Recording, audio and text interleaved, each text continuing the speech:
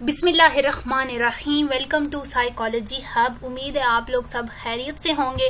आज हम करने जा रहे हैं सोशल साइकोलॉजी का लेसन नंबर 36 जो कि है स्कीमास के बारे में। अगर हम स्टार्ट करने से पहले बेसिकली हम बात किस चीज़ पे कर रहे हैं कि रिप्रेजेंटेशन ऑफ नॉलेज की, कि हम हमारे माइंड में, हमारे लॉन्ग टर्म मेमोरी में नॉलेज किस तरह से स्टोर किया जा सकता है। स्कीमास होते हैं सेट ऑफ बिलीव्स। इस चीज़ को हमने पहले भी पढ़ा है पिछले, अगर हमने सोशल साइकोलॉजी का लेक्चर सुना है मेरा, तो उधर मैंने बताया था कि स्कीमास एक सेट ऑफ बिलीव्स होते हैं कि किस तरह से आप किसी चीज़ को देखते हैं, आपका अपना नजरिया, यानी कि मेंटल मैप्स भी इनको कहा जा सकता है।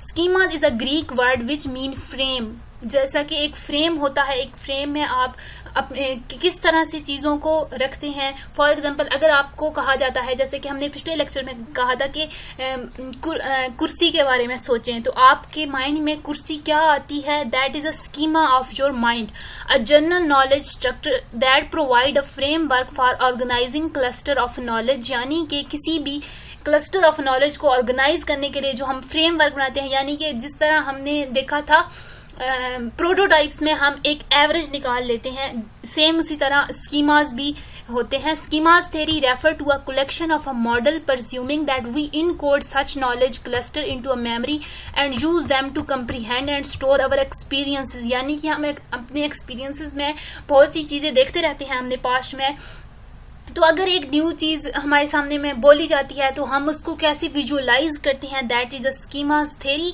कि हम इनकोड कैसे करते हैं किसी भी नॉलेज को और उसे याद कैसे करते हैं। इसके बारे में बहुत सी थ्योरीज हैं, आज हम उन्हीं को पढ़ने वाले हैं। सबसे पहले चलते हैं ये यूरोपियन सोल्यूशन। जब यहाँ पे वो कह रहे हैं कि जब सारे जो साइकोलॉजिस्ट थे यूएस के, वो कर रहे थे स्टिमुलस रिस्पॉन्स थ्योरीज पर रिसर्च, तब Bartlett in England and Piggott in Switzerland were arguing that behavior is influenced by a large unit of knowledge organized into a schemas। यानी कि हमारा जो भी बिहेवियर होता है, जो भी हम एक्शन परस्यू करते हैं, किसी भी कोई भी इंफॉर्मेशन जब हमारे माइंड में जाती है, उसके बाद हमारा जो भी बिहेवियर हम शो करते हैं वो हमारे स्कीमास पे डिपेंड करता है, जैसे हम कैसे एक चीज़ को देख के चल रहे हैं। बार्टलेट स्कीमास थ्योरी, बार्टलेट ने बेसिकली क्या किया था, इन 1932 उन्होंने एक एक्सपेरिमेंट कंडक्ट किया था, एक स्टोरी सुनाई थी लोगों को।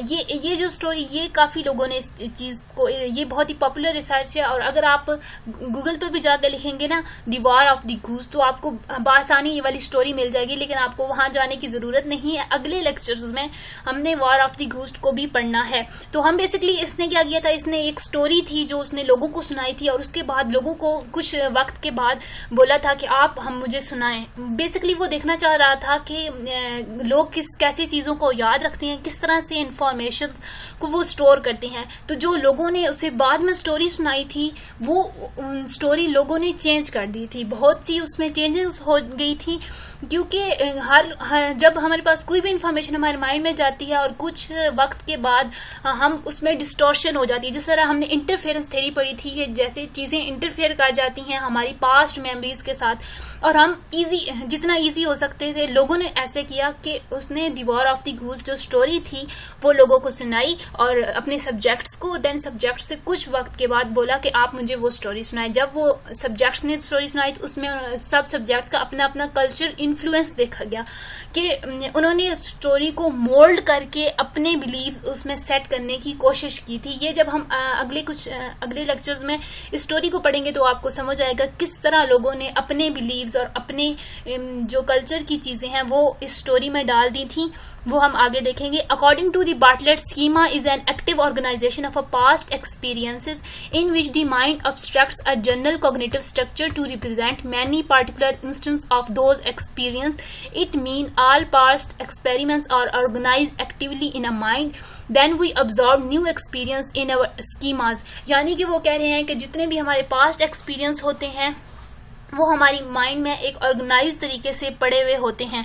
और स्कीमाज बेसिकली बात ही इन्हीं एक्सपीरियंस से जो हम चीज़ें निकाल के हमारे माइंड में स्कीमाज बना लेते हैं, बिलीफ्स बना लेते हैं, उनको कहा जाता है। A schema provide a knowledge structure for interpreting and encoding aspects of a particular experience, यानी कि आपके पास कोई भी एक्सपीरियंस है, आपने उसको इनकोड कैसे करना है, उसमें से जो परफेक्ट इंफॉर्मेशन है वो आपके माइंड में आपने एक बिलीफ के तौर पर रख ली जाती है। जैसे कि फिर नेक्स्ट टाइम कोई भी उससे लिंक्ड इंफॉर्मेशन आपसे पूछी जाती है या आपको कहा जाता है कि आप उस इंसिडेंट को अगेन से बताओ, तो आप उसे किस तरह बताएंगे। The rise of a schema theory, जिस वक्त इसने बार्टलेट ने ये वाली थ्योरी दी थी 1932 में, तब इसे सीरियसली नहीं लिया गया था। कुछ वक्त के बाद 1975 में इमर्ज हुआ और स्कीमाज को ज़्यादा इंपॉर्टेंस देना शुरू कर दी और देखा गया कि हमारी बहुत सारी फील्ड्स ऐसी हैं जहाँ पे स्कीमाज यूज होते हैं। देन देखते हैं in 1975 a number of a prominent scientist argue that the schemata या फिर schemas are needed to organise knowledge in artificial intelligence, cognitive psychology, linguistics and motor performance. A number of psychologists from different fields give importance on schemas. Artificial intelligence में कैसे होती है schemas? Artificial intelligence focused on schemas because schemas make knowledge that help the computer in information. यानी कि जिस तरह हमने एक beliefs बना लेने हैं, सेम इसी तरह कंप्यूटर की जब प्रोग्रामिंग की जाती है उसमें भी इस तरह से एक beliefs बना के रख दिए जाते हैं, एक स्पेशल टाइप के मैप्स बनाए जाते हैं जिन पे देन कंप्यूटर वर्क करता है. Knowledge structure include all part of information. For example of a bird, it include beak, flying quality, legs and hairs. अब ये जो है ना, लेग्स, हेयर, फ्लाइंग क्वालिटी, ये सब स्कीमाज है. ये सारे हमारे एक बर्ड के बारे में हमारे बिलीव्स हैं.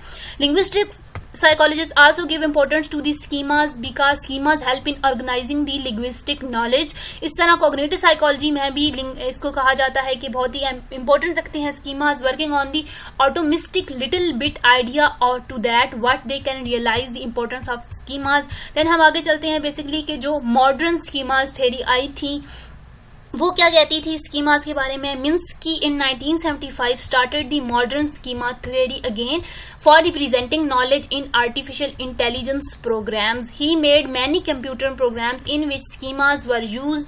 ही said mega knowledge structures are very important for computer programming. यानी कि एक पूरा स्ट्रक्चर बना दिया जाता है जिस पे जैसे कि प्रोग्रामिंग की जाती है, वो एक उन्हें लेआउट दिया जाता है कंप्यूटर को जिस पे वो आगे काम करता है. Rumelhart said schemas are building blocks of a cognition. यानी कि किसी भी थिंकिंग की जो बिल्डिंग ब्लॉक्स होते हैं वो होती हैं schemas. Like atoms are the building block of element. जैसे कि बहुत से एटम्स मिलकर एलिमेंट्स बनाते हैं, इस तरह बहुत से जो स्कीमास मिलकर आपकी थिंकिंग को बनाते हैं. Schemas is a very rich, brave and complex building block of a memory.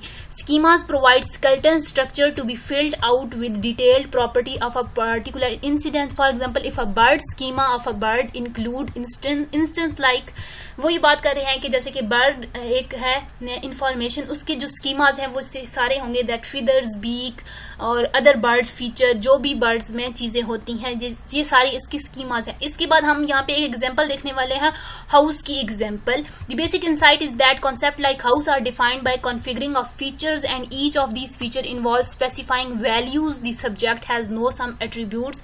यानी यहाँ पे वो एग्जाम्पल दे रहे हैं जैसे कि हम हाउस की बात ले रहे हैं. एक स्कीमा की example. Schema represent the structure of an object according to a slot structure where slots specify a value that the object has on various attributes. So we have the following particular schemas representing of a house.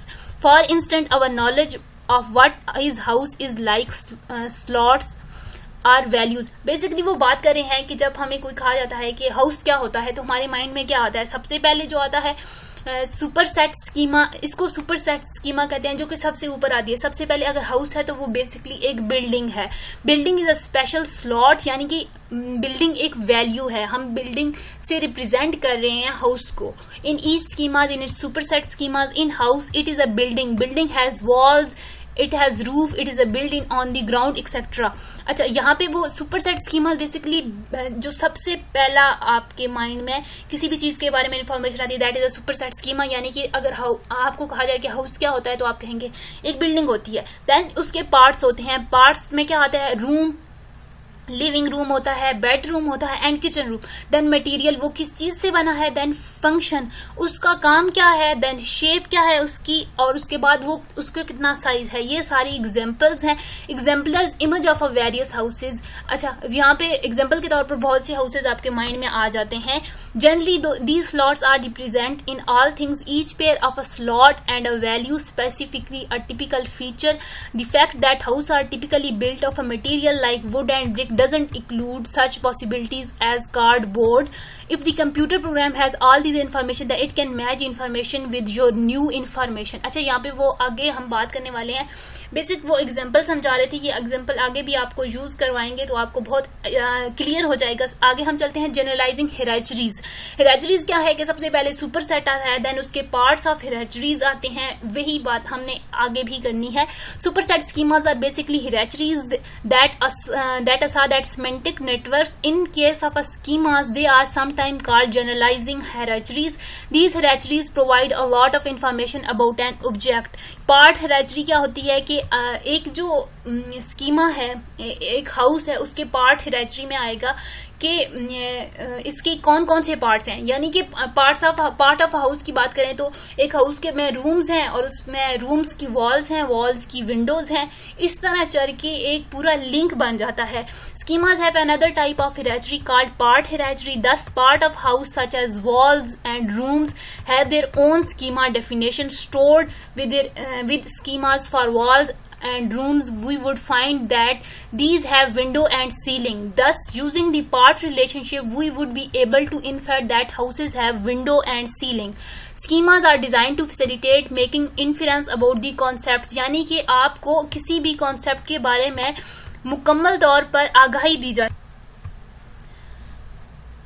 Basically जो schemas हैं, अगर short word में अगर मैं यहाँ पे and करने वाले हैं लेक्चर को, तो हम बताते हैं कि जो स्कीमाज हैं वो आपको किसी भी, अगर आपको होम का कॉन्सेप्ट है तो आपको एक मुकम्मल अंदाजा हो जाता है कि एक होम में क्या क्या चीजें इन्वॉल्व होती हैं। That is a schemas of your mind. आपके माइंड में जो भी चीजें होती हैं होम के बारे में, वो सब स्कीमाज होते हैं। That if we know something house, we can use schema definition to infer that it is probably made of a wood or a brick. It has walls, windows and the like. However, the inferential process for schemas must be able to deal with the exception. It is also necessary to understand the constraint between the slot of schemas. आगे हमने इसी को लेकर चलना है, schemas को, इसी को इधर से ही बिल्कुल हमने स्टार्ट करना है नेक्स्ट लेक्चर में। टिल देन अल्लाह हाफिज़, अगले लेक्चर में मुलाकात होती है।